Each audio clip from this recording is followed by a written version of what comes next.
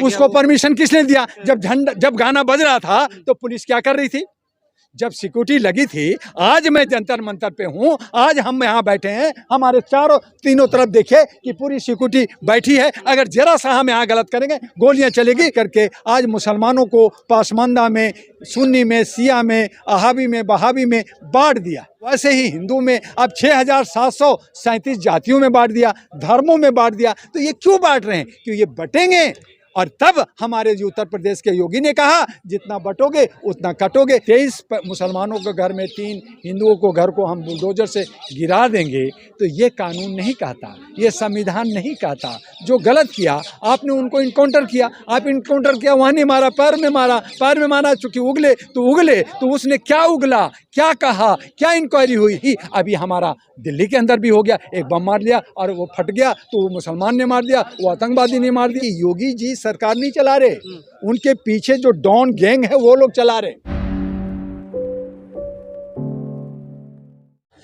नमस्कार, आप देख रहे हैं फोरम फोर। मैं हूं प्रभात। इस वक्त मैं जंतर मंतर पर हूं और यहां पर हमारे साथ मौजूद हैं मानव अधिकार के लिए लड़ने वाले और तमाम आंदोलनों में शामिल एम दुआ जी, जो कि हमेशा जो है मानव अधिकारों के लिए लड़ते रहते हैं। आज हम बात करने वाले हैं जिस तरीके से बहराइच में हिंसा हुई, हिंसा के बाद आगजनी हुई, दंगा हुआ, जिस तरीके से उसमें तमाम परिवारों का नुकसान हुआ और उसमें एक युवक की मौत भी हो गई, राम गोपाल मिश्रा की। क्या वजह लगता है और क्यों दंगा होता है और किन किन सवालों पर हमें गौर करना चाहिए, इन्हीं सब मुद्दों को लेकर के बात करेंगे। क्या लगता है सर, बहराइच हिंसा कैसे हुई और कैसे मौत हो जाती है? जर्नलिस्ट महोदय, सबसे पहले राम गोपाल मिश्रा का जो जिस तरह से भी मारा गया, मैं उसके साथ सिंपैथी रखता हूँ और श्रद्धांजलि देता हूँ। ये होना नहीं चाहिए। जिसके 1-2 महीना पहले ही शादी हुई थी, ये नहीं होना चाहिए। लेकिन जिस तरह से एक सामाजिक ताना बाना में जो 2 समुदाय के बीच में जो रैलियाँ, जो वहाँ के जुलूस निकले, उसमें डीएम परमिशन देता है, पुलिस होती है और वहाँ पे एक समुदाय दूसरे समुदाय को आप प्रोवोक करते हो, गालियाँ देते हो या ऐसी चीज़ें जो उनको नागवार करता है, तो रोकना चाहिए था प्रशासन को, पुलिस को सबसे पहले जवाब दे। तो मैं ये कहना चाहूँगा आपसे कि सरकार वहाँ पे जो है हारी है। सरकार जो है एक तरह से दिवालिया हुई है कि वो अपने इसको संभाल नहीं सकी। पहली बात, अगर आपने तो रूट बदलना चाहिए था, रूट नहीं बदला तो पुलिस सिक्योरिटी होनी चाहिए थी। आप वो घटना हुई, घटना होने के बाद आपके जो है 40-50 दुकानों को, घरों में आग लगा दिया गया। जो दोस्त थे, जो अपना उसका कोई मतलब नहीं था, उन घरों को भी जला दिया गया। आपने जो है 30 लोगों के पास पर्चा मैं बुलडोजर चला दूंगा। तो इस तरह का जो बदले की भावना से कि 23 मुसलमानों के घर में 3 हिंदुओं को घर को हम बुलडोजर से गिरा देंगे, तो ये कानून नहीं कहता, ये संविधान नहीं कहता। जो गलत किया आपने उनको इनकाउंटर किया, आप इनकाउंटर किया, वहाँ नहीं मारा, पैर में मारा, पैर में मारा। चूंकि उगले तो उसने क्या उगला, क्या कहा, क्या इंक्वायरी हुई, वो देखो। क्यों हुआ, कैसे हुआ, कब हुआ, तो ये सारी इंक्वायरी का मामला बनता है, जो आपने नहीं किया। यही अभी हमारा दिल्ली के अंदर भी हो गया, एक बम मार लिया और वो फट गया तो वो मुसलमान ने मार दिया, वो आतंकवादी ने मार दिया। तो इस तरह से आज जो भी घटना घट रही है या जो भी युवा हैं, उसमें हिंदू और मुसलमान को ठूस दिया जाता है। वो असामाजिक तत्व जिसको आपको संवैधानिक तरीके से उसको सज़ा मिलनी चाहिए, उसको सज़ा न दे करके आप उसको सांप्रदायिकता का नाम दे करके आप हिंदू मुस्लिम का नैरेटिव तैयार करके आप वोट बैंक की राजनीति करते हो। उत्तर प्रदेश में जहां उपचुनाव है 9 सीटों पे, उसका ध्रुवीकरण कर रहे हो, तो फिर देश और राज्य कहाँ जाएगा? ये सवाल उठता है। तो इसलिए हमारा कहना है कि बहराइच की घटना ये पूरी की पूरी उत्तर प्रदेश की सरकार की नाकामी है, जिनको खुद रोकना चाहिए था, उनसे क्यों नहीं रुका गया, या उसको जांच करके फिर जो दोषी हैं उनको दोषी को सजा मिलनी चाहिए। बुलडोजर तो चलाने ही नहीं दिया जा रहा, कोर्ट ने 15 दिन की रोक लगा दी। जब कोर्ट ने कहा कि बुलडोजर आप मनमर्जी कर रहे हो, तो तानाशाही आप कर रहे हो, आप मनमर्जी कर रहे हो, हम हिंदू मुस्लिम का टैग लगाएंगे, हम नाम लिखेंगे, तो आप क्या चाहते हो? जहाँ पे आपने अयोध्या में, जहाँ राम की नगरी में, वहाँ पे फूल बेचने वाला, वहाँ पे मूर्ति बेचने वाला, तमाम हमने बाज़ार में घूमा कि वहाँ पे सब मुसलमान है और वो मुसलमान और हिंदू मिल कर रह रहे हैं, और आपको वहाँ पे थप्पड़ मारा गया, बीजेपी वहाँ कैंडिडेट जीता, आपको सबक नहीं मिले कि अयोध्या जहाँ राम के नाम पे आपने पूरा कहा 400 पार हो जाऊंगा, उसी अयोध्या ने आपको सबक दिया, तो आपको सबक सीख जाना चाहिए था। आपको जो है बाकी जगह पे धर्म स्थलों पे आपको सबक दिया गया कि नहीं, हमारा जो है एक सामाजिक सौहार्द है, हम हिंदू मुस्लिम सब मिल के रहे हैं, हम मिल के रहेंगे, लेकिन आप बांटने में लगे हो। तो इसीलिए हमने कहा कि अब मानवीय मूल्यों की ज़रूरत आन पड़ी है, अब मानवता को बचाना होगा, इंसानियत को बचाना होगा, ह्यूमैनिटी को बचाना होगा, और उसको बचाने के लिए अब इन तमाम लोगों की नहीं बल्कि हमें मातृत्व शक्ति, जो माताएं, जो बहनों को, भाइयों को, पति को, अपने सास को, अपने ससुर को, अपने नाती को, अपनी नतनी को, सबको पालती है, घर को पालती है, संभालती है, दो पैसा बचाती है, अब वही हमारे देश को, हमारे दिल्ली को बचाएगी। और इसीलिए दिल्ली के विधानसभा में 70 की 70 महिलाओं को अहरा नेशनल पार्टी उतारने जा रही है। सर, जिस तरीके से कहा जा रहा है कि जो पीड़ित है, राम गोपाल मिश्रा जिसको बताया जा रहा है पीड़ित है, उन परिवार की तरफ से कहा जा रहा है कि पैर में गोली लगी है, हमें इस तरीके के न्याय नहीं चाहिए, योगी सरकार से उम्मीद नहीं है अब इस तरीके का न्याय।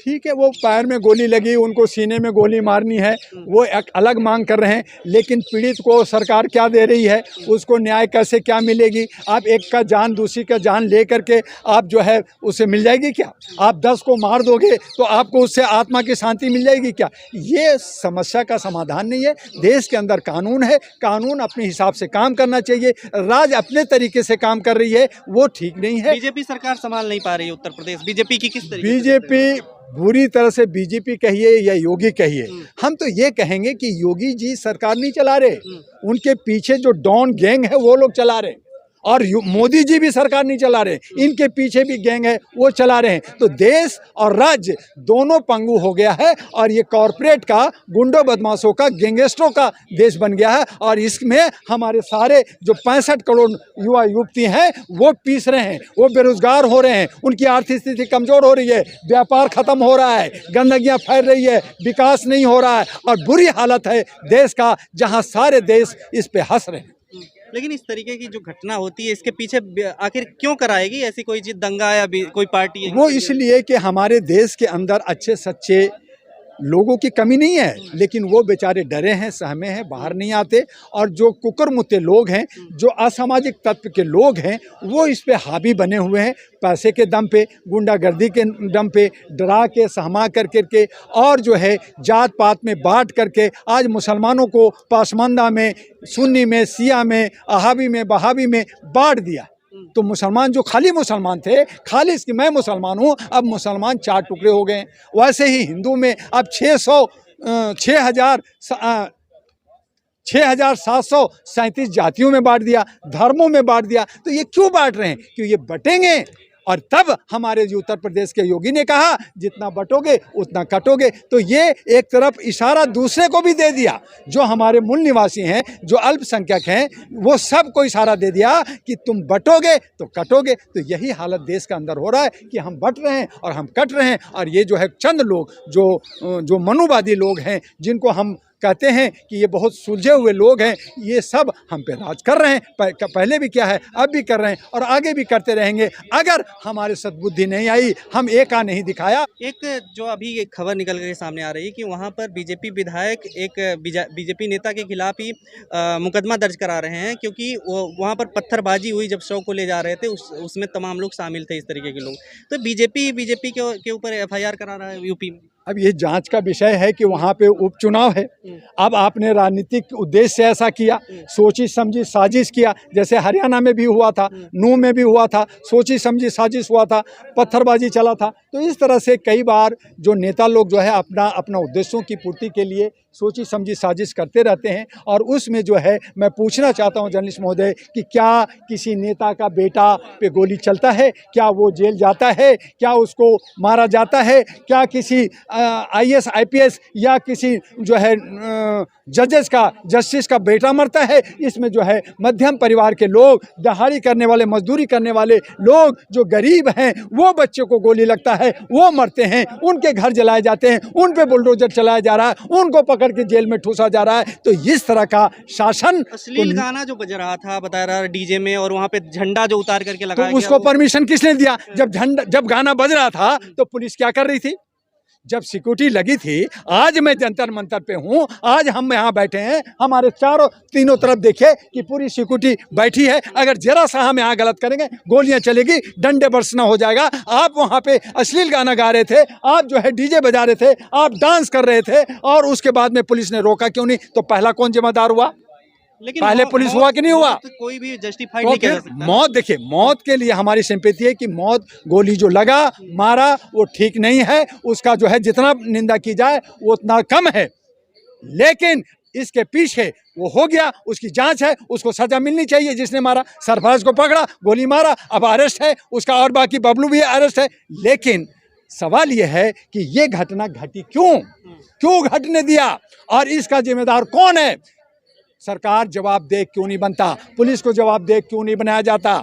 उसको बनाना पड़ेगा, और इसीलिए कहा कि सबको जवाबदेह बनाना पड़ेगा। और ये अहरा नेशनल पार्टी जब आएगी तो सबको जवाबदेह बनना पड़ेगा, और सरकार जो लूट रही है उसकी 75% जितनी भी कमाई है उसको खत्म कीजिए। आपकी पार्टी तो काम करेगी, लेकिन इन सब मुद्दों पर जिस तरीके निकल करके तथ्य सामने आए, इन सब के लिए आप क्या करने वाले हैं आगे? इन सब के लिए जो हमारे आए दिन हमारे तमाम सामाजिक संगठन, बहुत सारे, भारत के अंदर 42 लाख के संगठन है, 5000 से ज़्यादा पार्टियां, सभी आवाज़ उठा रही है। और इस पे जो है हम लोग जो है मांग करते हैं कि सरकार सद्बुद्धि के साथ और कानून की सख्ती के साथ उस पे जो है उसको ठीक करें, और इस तरह की पुनरावृत्ति ना हो। सरकार जो है किसी तरह का नफ़रत की बाजार हिंदू मुस्लिम ना करके सभी को समानता की नज़रों से, इक्वलिटी की तरह से, संविधान का जो धारा कहती है उससे सरकार चलाएं, तो हम समझते हैं कि हम शांति और सद्भावना से, भाईचारे के साथ रह सकते हैं। और गंगा जमुनी तहजीब हमारी भारत की रही है, उसको कायम करने के लिए हमें आपस में सद्भाव बना के रहनी चाहिए। बहुत बहुत धन्यवाद। खबरों में बने रहने के लिए फोरम 4 को सब्सक्राइब करें और नोटिफिकेशन पाने के लिए बेल आइकन दबाएं।